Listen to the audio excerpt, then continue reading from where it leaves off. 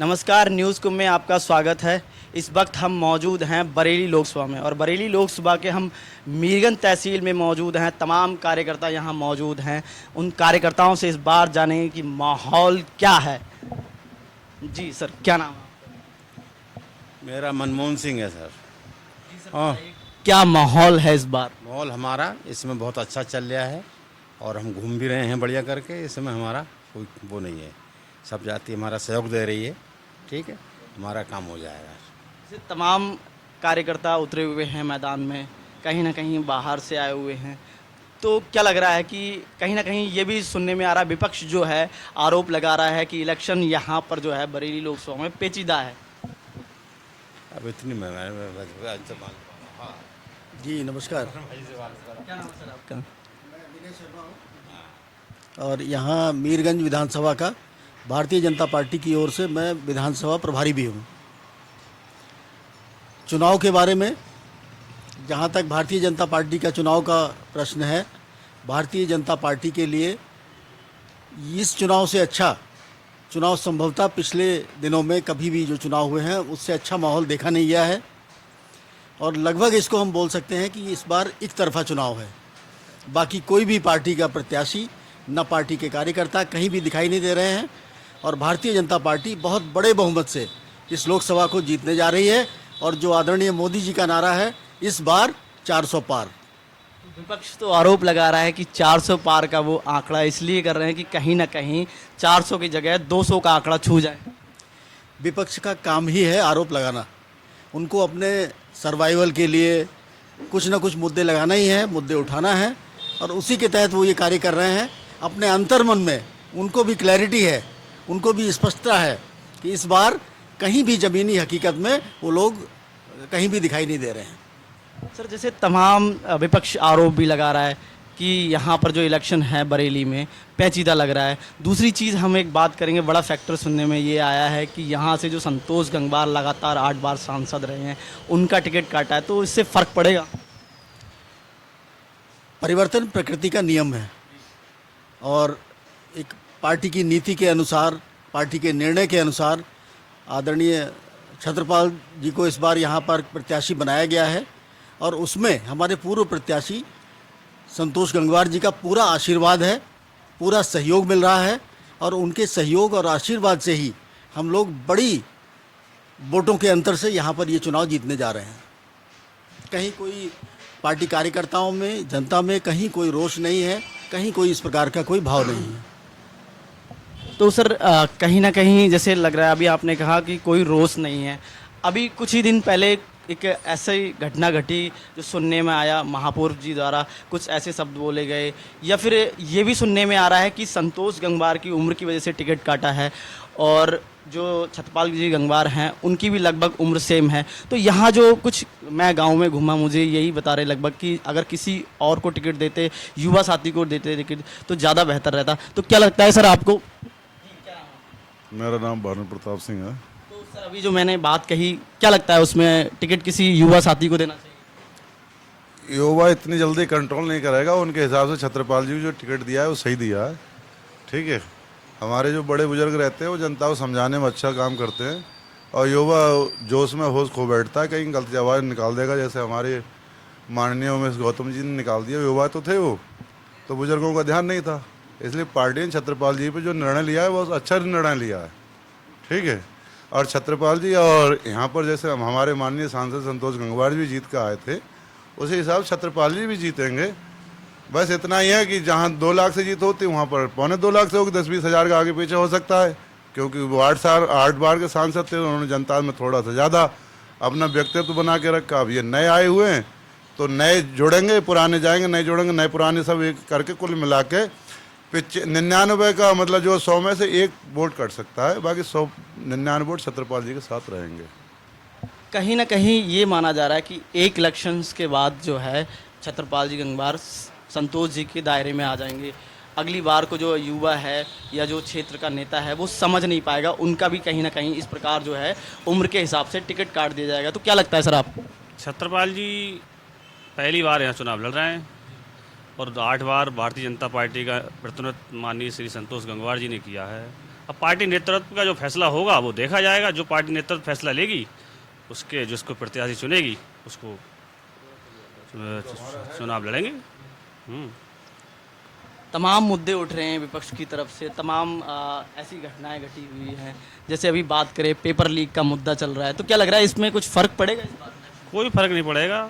जनता समझदार है। माननीय मोदी जी के हाथों को मजबूत करना चाहती है और 400 पार का नारा जो मोदी जी ने दिया है वो पूरा भी। पेपर लीक पे कुछ कहना चाह रहे हैं? देखिए, पेपर लीक कोई नई बात नहीं है। पेपर लीक जो है भाजपा की अगर सत्ता में, हमारी सत्ता में रहते हुए हुआ है। मैं पार्टी का कार्यकर्ता हूँ, सेक्टर संयोजक भी हूँ।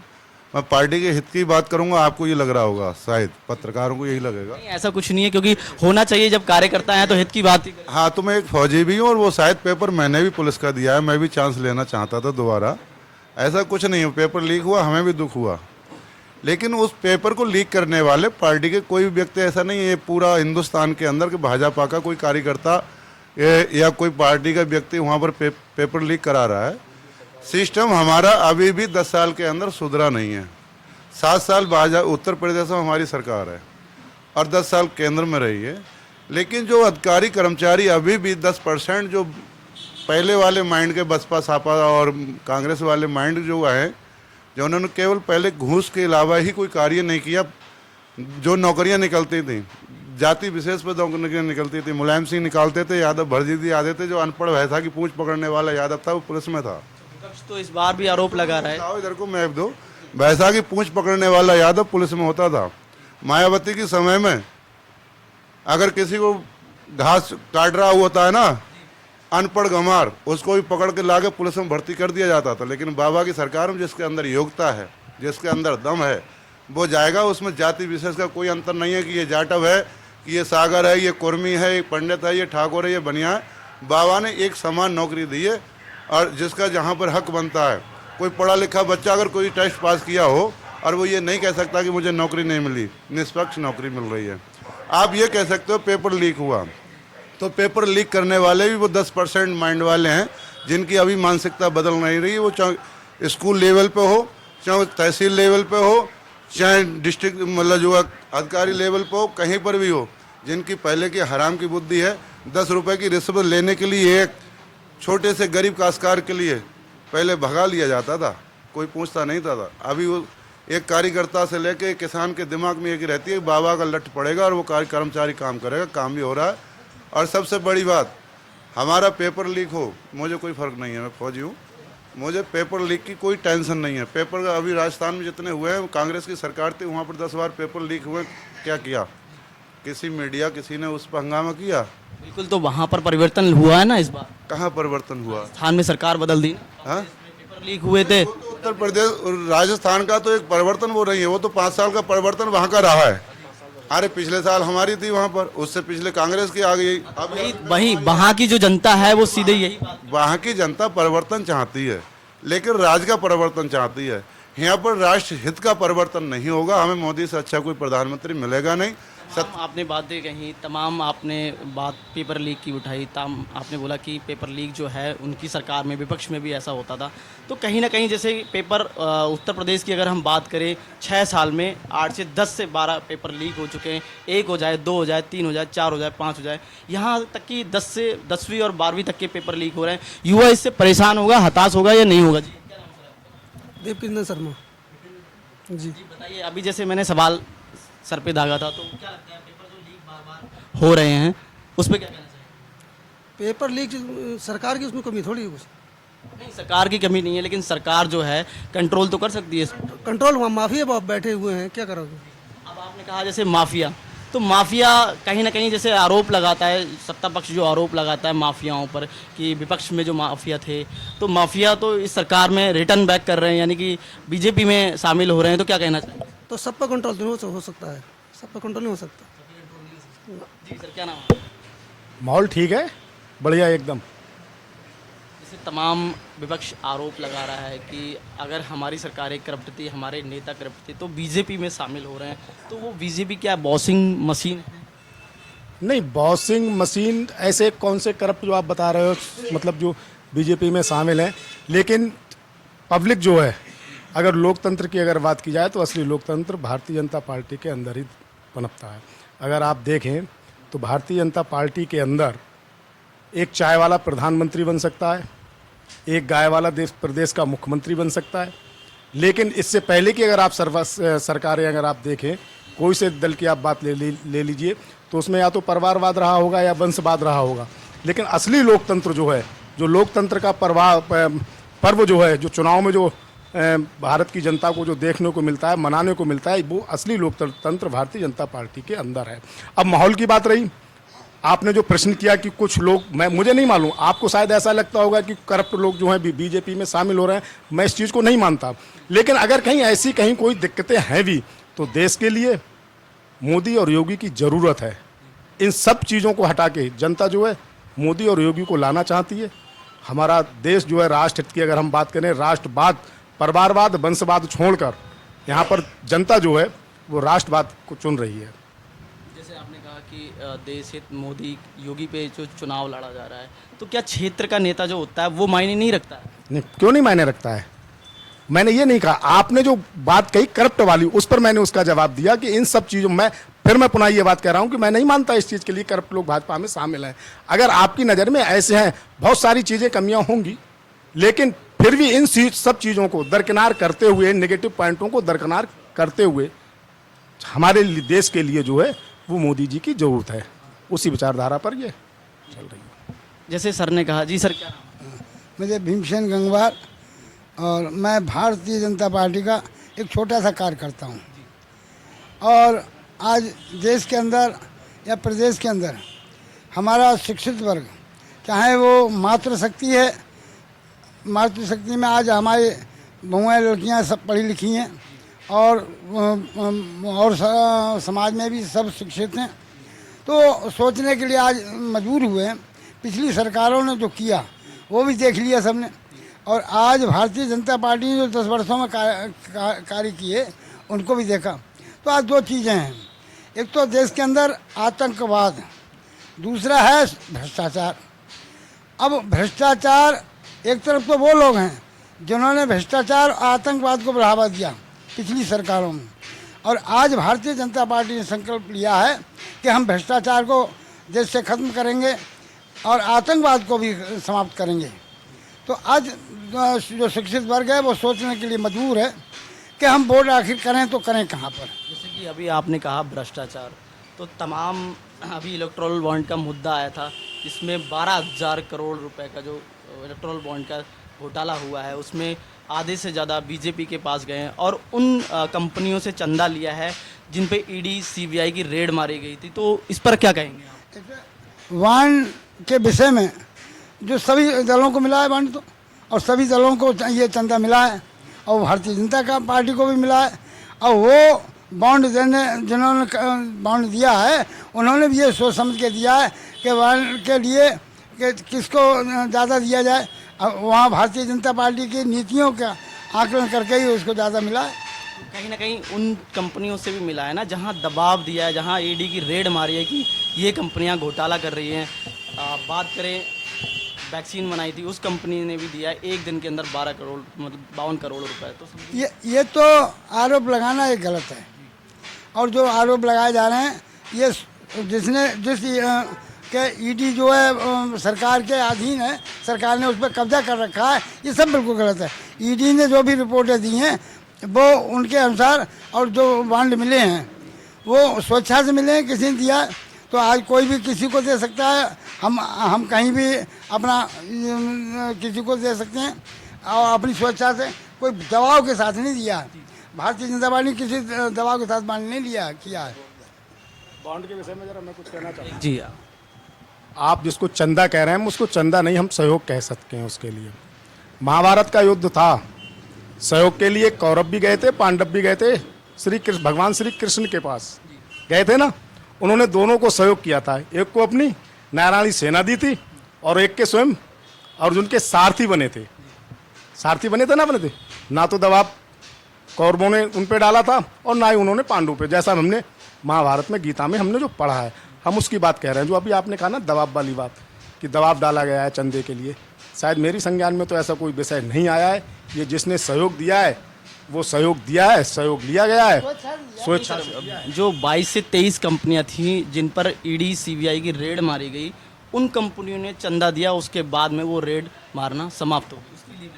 अच्छा, आपका कहने का मतलब ये है कि जिन कंपनियों पे रेड मारी गई, सरकार ने रेड लगवाई, आपका कहने का मतलब ये होता है, और फिर उनसे उन्होंने चंदा भी लिया, उन कंपनियों ने उसे चंदा भी दिया। आपका कहने का मतलब ये है, मैंने महाभारत शुरू की थी, गीता की बात मैंने कही थी, कृष्ण जी को पता था, भगवान श्री कृष्ण ये जानते थे कि धर्म के साथ कौन है और अधर्म के साथ कौन है।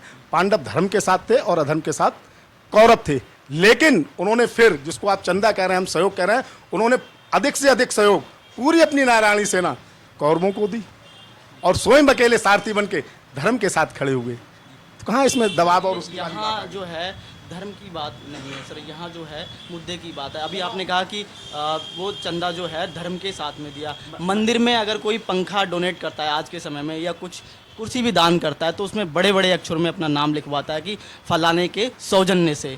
तो यहाँ तो कंपनियों ने अपना नाम भी नहीं दिया, पार्टियों ने जो है नाम भी नहीं दिया। सुप्रीम कोर्ट की जो फटकार लगी है उसके बाद जो है, ऐसा, पहली बात तो ऐसा नहीं है जो आप बता रहे हो कि सबके पास उन्होंने, आपने अगर देखा होगा हमारे गृह मंत्री हैं माननीय अमित शाह जी, उन्होंने और उसको क्लियर भी किया था, ऐसा कुछ नहीं है जैसा आप बात रहे हो। और कुछ लोग जो हैं चंदा देते हैं, अपने नाम के लिए देते हैं, कुछ गुप्त दान भी करते हैं, लेकिन पार्टी के अंदर जो है ऐसा उन्होंने कोई पूरा पारदर्शिता उसमें है। ऐसा जो पार्टी है, जिस पार्टी ने चंदा दिया है वो उसकी बैलेंस शीट में दिख रहा है, और जो बॉन्ड जिसको दिए हैं उस बॉन्ड का भी पूरा रिकॉर्ड तभी तो निकल के आया। सर जैसे, जी एक सेकंड सर, जैसे कि आपने कहा कि पार्टी की बैलेंस शीट में भी दिख रहा है, मैं बिल्कुल आपकी बात से एग्री हूँ, इसमें कोई दो राय नहीं है। लेकिन जब सुप्रीम कोर्ट ने इस पर संज्ञान लिया है, तब कहीं ना कहीं, इससे पहले अगर सुप्रीम कोर्ट ने कहा था कि आप इन बॉन्ड आया था, ये जब ये बॉन्ड आया था तब इसी जो उसकी तरीका था बॉन्ड लाने का, आपको पता है ये 2014 से भी पहले चुनाव हो रहे थे और लोग चंदा दे रहे थे। उससे पहले वो चंदा कौन दे रहा था और कितना दे रहा था और किसको दे रहा था कुछ मालूम नहीं था। चुनाव तो चंदा से ही होता है। इस बार एक ऐसी व्यवस्था लाई गई, ये माननीय अरुण जेटली जी वो लाए थे ये व्यवस्था, कि इसमें कुछ पारदर्शिता लाई जाए। एक प्रयास था, उस प्रयास को माननीय सुप्रीम कोर्ट ने, ठीक है अभी नहीं माना है, लेकिन हमारे प्रधानमंत्री जी ने कहा है कि जो अगर इसके नहीं मानने का जो निर्णय आया है, बाद में हम सबको इस पर पछताना पड़ेगा। आपने कहा जैसे आप किसी चीज़ को अगर नलीफाई कर रहे हैं, ख़त्म कर रहे हैं, तो उसका दूसरा एक बेहतर अल्टरनेट दीजिए। उससे बेहतर कोई अल्टरनेट देना चाहिए ना। हम किसी चीज़ को भी बोलने लगे कि ये ख़राब है, तो इसके अच्छा बताओ। जैसा आपने कहा, बिल्कुल आपकी बात से एग्री हूँ, आपने कहा कि पारदर्शिता आएगी। हालांकि वो पारदर्शिता तभी आती जब चंदा देना स्टार्ट हुआ, कंपनियां जो चंदा दे रही थी। सुप्रीम कोर्ट ने कहा कि भाई आप इनके नाम बताओ कौन कौन आपको चंदा दे रहा है। प्रधानमंत्री जी ने कहा कि हम आम जनता को जो है इसका ब्यौरा नहीं दे सकते। सुप्रीम कोर्ट ने जब फटकार लगाई, हालांकि 30 दिन का टाइम मांगा था, जो कि जून में देने की बात हुई थी इलेक्शंस के बाद। एसबीआई ने कहा कि हम तभी आपको डाटा दे सकते हैं, लेकिन फटकार के बाद जो है डाटा दिया गया। तो कहीं ना कहीं पारदर्शिता कैसे आ सकती है? ऐसा है, उसमें ऐसी व्यवस्था थी। कई बार हम ऐसे नियम बनाते हैं कि हम अपने घर में जो बातचीत करेंगे उसको पब्लिक में रिलीज़ नहीं करेंगे, करते हैं कहीं, ऐसी एक व्यवस्था है। उस समय भी जब ये नियम बनाया गया इसका, तब ऐसी व्यवस्था थी कि इसको सीक्रेट रखा जाएगा। पार्टी का नाम डिस्क्लोज, जो पार्टी चंदा दे रही है उसका नाम डिस्क्लोज नहीं करेंगे उस समय। अब लेकिन सुप्रीम कोर्ट सबसे ऊपर है, उसने जो निर्णय दे दिया हम सबके सर माथे है, और देखिए सबका नाम डिस्क्लोज हुआ भी है। तो इस वक्त हम मौजूद थे बरेली लोकसभा में, और यहाँ पर हम बीजेपी कार्यालय पर मौजूद थे मीरगंज के अंदर। तमाम कार्यकर्ता बैठे हुए थे, तमाम सीनियर सिटीजन बैठे हुए हैं। हमने इनसे बात करी कि इस बार का जो माहौल है वो क्या है। तमाम लोगों ने बात करी, तमाम चर्चाएं करी, तमाम मुद्दों की बात रखी, तमाम अपने ओपिनियन रखे। फिर मिलेंगे किसी नई जगह के साथ, तब तक के लिए धन्यवाद।